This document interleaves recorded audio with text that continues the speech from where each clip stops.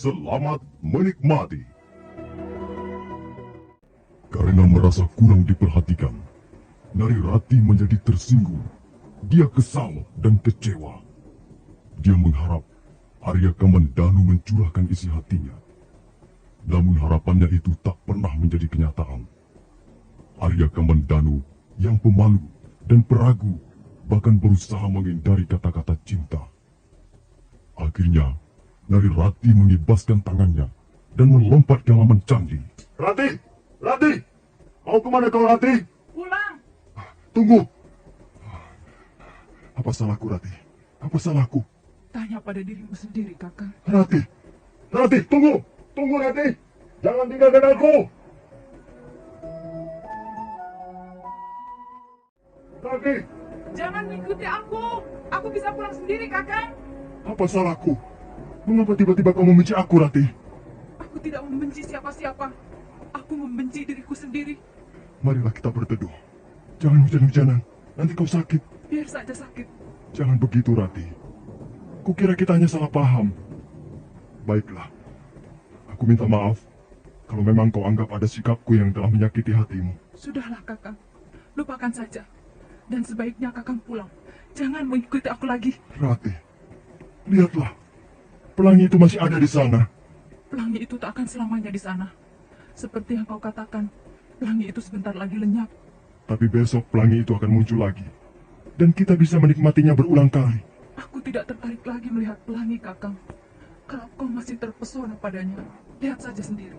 Bagiku, pelangi itu membosankan. Tidak indah lagi seperti dulu. Nah, aku pergi, Kakang. Tunggu, Rati. Awas, Kakang. Kalau Kakang mendekati aku, maka aku akan melompat ke dalam jurang.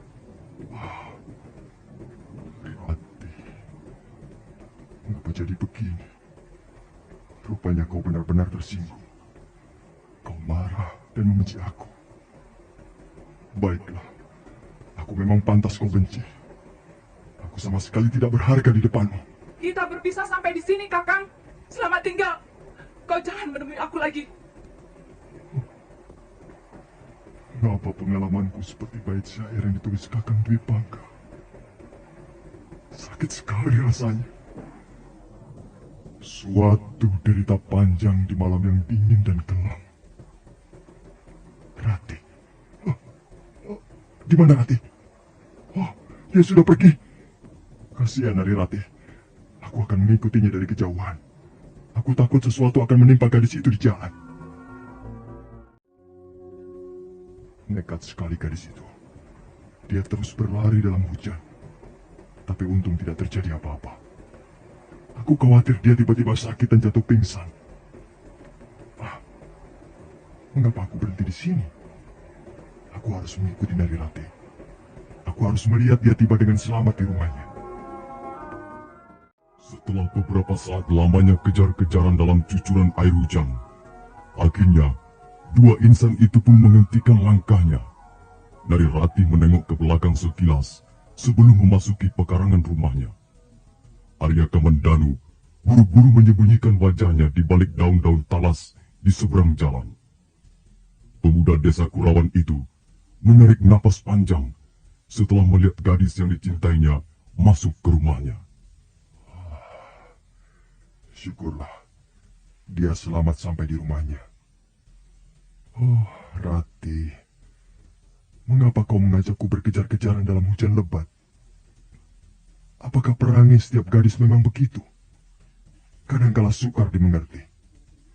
Atau barangkali aku yang terlalu bodoh memahami perasaan seorang wanita. Hujan sudah berhenti. Aku harus segera pulang. Dengan gontai, Arya Kamandanu melangkah menuju ke desa Kurawan. Sekali-sekali, dia terpaksa melompati genangan air di sepanjang jalan. Suatu saat, dia berhenti.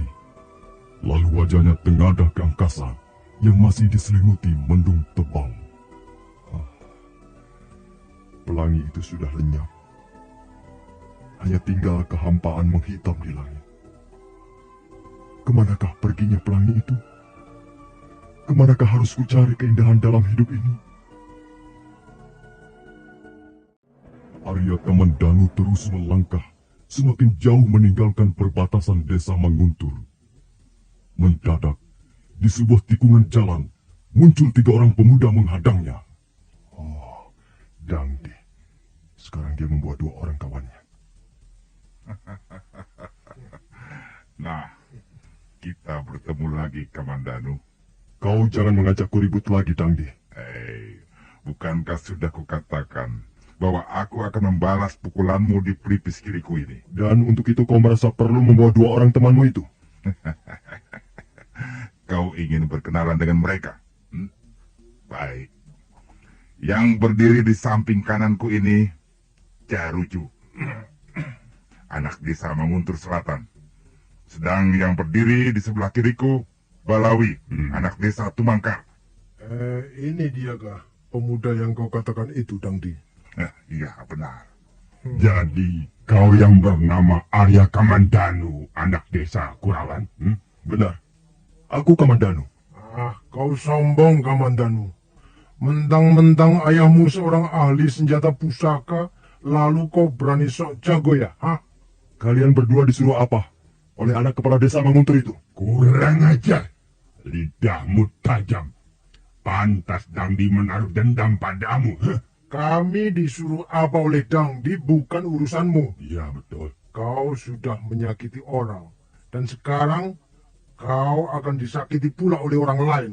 Aku tahu. Kalian bertiga sengaja menghadang aku untuk membuat keributan baru. Kalian mau mengeroyok aku. Kalau sudah tahu, apa kau bermaksud melarikan diri, Kau boleh lari, tapi sebelumnya kami bertiga akan membuatmu babak belur lebih dulu. Ayo, Jaruju, Balawi, kita mulai. Yes, ayo terus.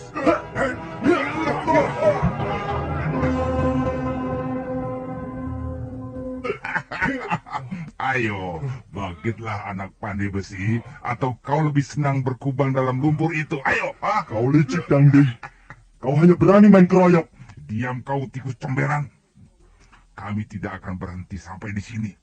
Bukankah sudah kukatakan bahwa luka di pelipisku ini harus kau bayar lebih mahal? Ya Rujo, Balawi, ayo, mulai lagi.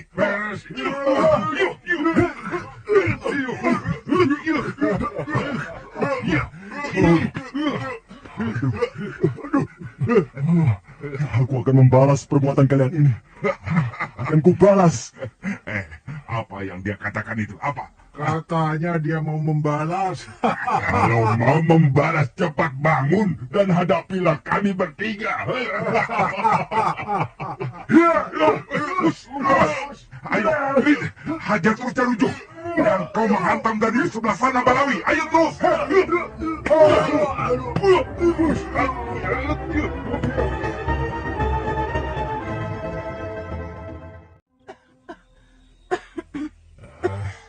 Apa kataku, Rati? Kalau kau hujan-hujan, batukmu pasti kambuh. Kau sudah besar, sudah perawan, seharusnya bisa menjaga kesehatanmu sendiri. Air asamnya masih, Ayah. Terasa gatal sekali kerongkonganku. Dari mana saja kau tadi siang?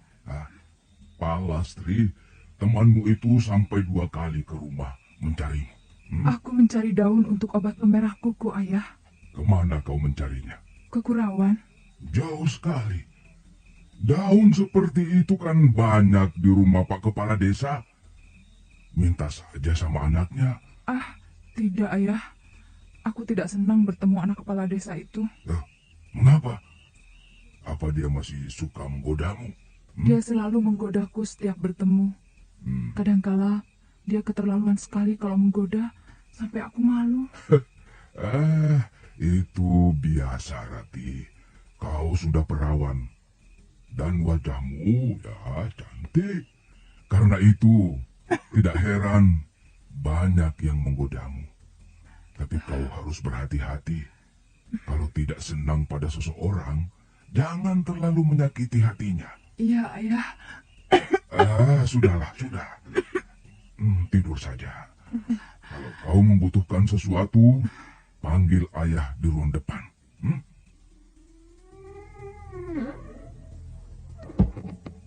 Kakang Kamandanu, mengapa sikapnya begitu dingin padaku? Apakah dia tidak tahu atau pura-pura tidak tahu? Aku seorang wanita. Bagi seorang wanita, pantang untuk mengutarakan cinta lebih dulu. Tapi, mengapa Kakang Kamandanu masih berdiam diri?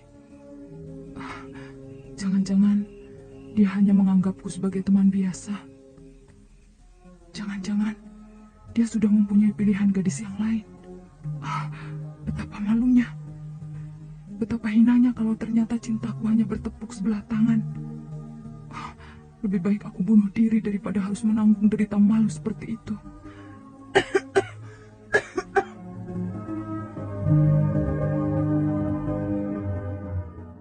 Ada apa kau ini, Birongkot? Dari tadi kuperhatikan bibit nampak gelisah. Angger Kamandanu. Kenapa dia? Ia belum pulang juga. Ini kan sudah malam, Ger. Dia bukan anak kecil lagi, Bi. Dia bisa menjaga diri. Soalnya, tidak biasanya Angger Kamandanu pulang larut malam begini. Nanti juga dia pulang. Barangkali berkunjung ke rumah teman karibnya.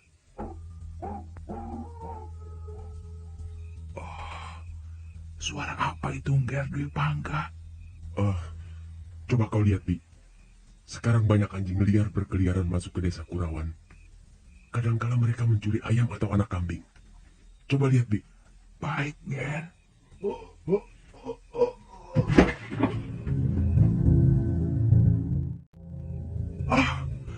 Ger, Angger Dwi Pangga, kemari cepat, Ger. Aduh, bagaimana ini? Ada apa, Bi? Ada apa? Angger Kamandanu, Ger. Lihat, dia terluka. Hidungnya berdarah dan mata kirinya biru. Agaknya baru saja dia berkelahi dengan seseorang. Ayo, Bi. Kita angkat ke dalam. Ayo, Ger. Hati-hati. Pelan-pelan saja.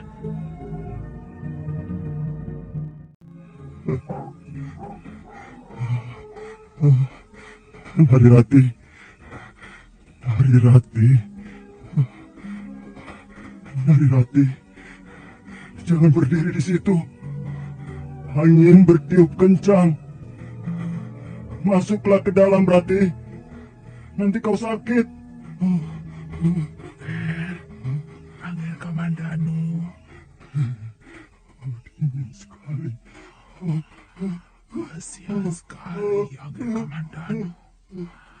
Agaknya dia sedang mengalami derita asmara yang cukup parah. Dia menyebut-nyebut Narirati terus-menerus. Apa sebenarnya yang telah terjadi di antara mereka? Apakah Narirati telah mengecewakannya? Bagaimana, Bi?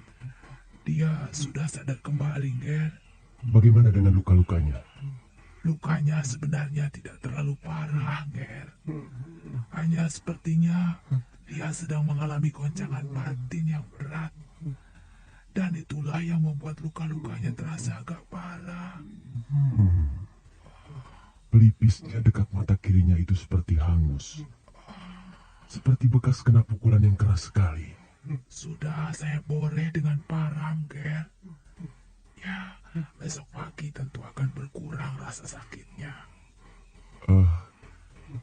Adik Kamandanu, bagaimana rasanya? Dangdi. Kau Dangdi. Mau apa kau datang kemari?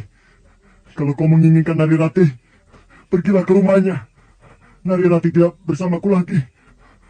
Hubungan kami sudah terputus. Pergilah. Adik Kamandanu, aku bukan Dangdi. Iya, Ger. Ini Angger Dwi Pangga. Kau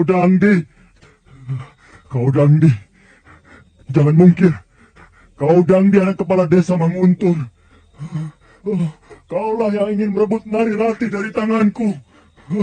Ayo, rebutlah.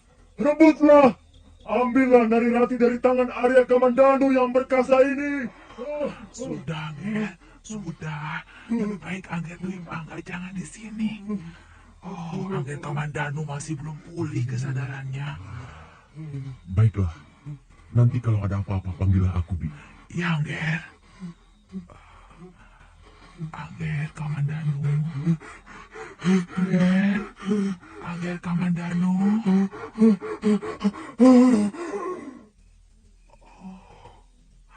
Angger Kamandanu. Mengapa begini? Angger seorang laki-laki. Seorang laki-laki tidak boleh berjiwa lemah. Angger harus tabah menghadapi peristiwa yang seperti apapun pahitnya. Rati, matamu kok merah sekali? Kau tentu baru saja menangis ya? Tidak, Palastri. Semalam aku kurang tidur. Kenapa? Tidak apa-apa. Aku memang biasa begitu kok. Ah, kau bohong. Aku kan sahabat karibmu, Rati. Mengapa masih kau bohongi juga? Sudahlah, jangan bicara soal itu lagi, Palastri. Ada apa dengan pemuda perawan itu? Tidak ada apa-apa. Kok mendesak terus? Katakan saja, Rati. Terus terang saja.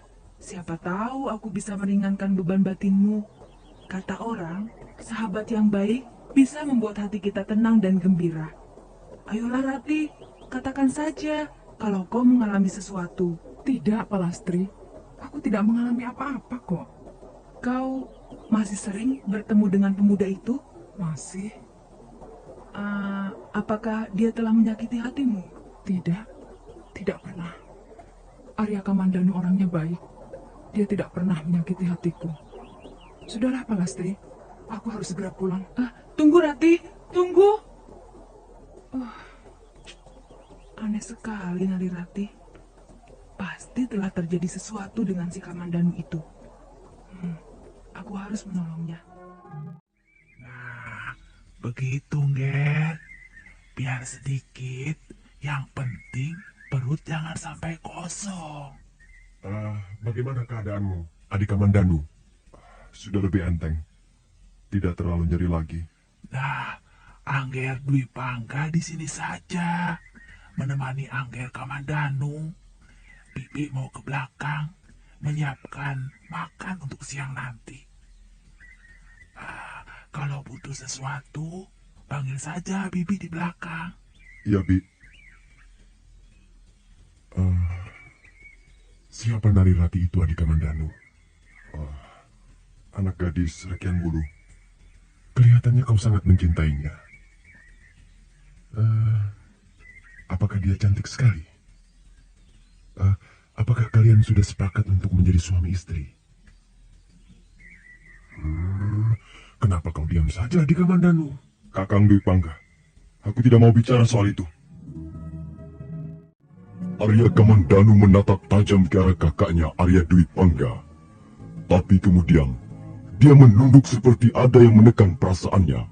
Keduanya terdiam beberapa saat lamanya. Nah, para pendengar sekalian, bagaimana kelanjutan kisah ini?